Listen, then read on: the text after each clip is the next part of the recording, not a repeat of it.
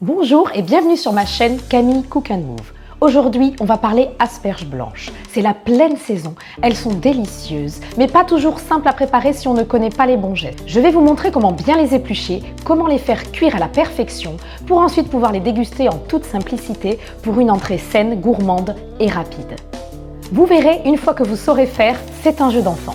Pour ce qui est du choix des asperges, pour manger en entrée comme ça, je trouve que les blanches sont meilleures.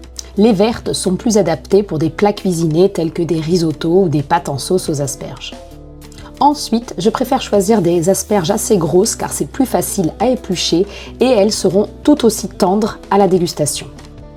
La première étape va être d'éplucher les asperges. Je vais éplucher chaque asperge en prenant bien soin de ne pas éplucher la tête. Il ne faut pas hésiter à éplucher généreusement chaque asperge car cela permettra d'éviter que ce soit ensuite filandreux quand on les mange.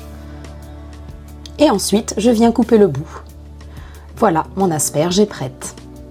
Une fois que toutes mes asperges sont épluchées, je vais pouvoir les mettre à cuire.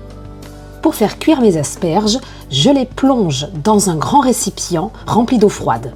On peut prendre une grande casserole ou un wok, ce qui compte c'est que les asperges rentrent entièrement dans l'eau. Ensuite, j'allume sur feu vif et je vais venir porter à ébullition. Quand ça bout, je vais baisser le feu et je vais venir chronométrer 25 minutes car mes asperges sont très grosses.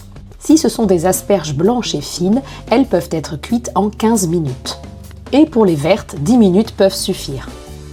Une fois le temps de cuisson terminé et avant d'éteindre le feu, je viens vérifier si mes asperges sont cuites. Pour cela, je prends une fourchette et je plante ma fourchette dans l'asperge. Si c'est bien tendre, ça s'enfonce très facilement. Ça veut dire que mon asperge est cuite et je peux donc éteindre le feu.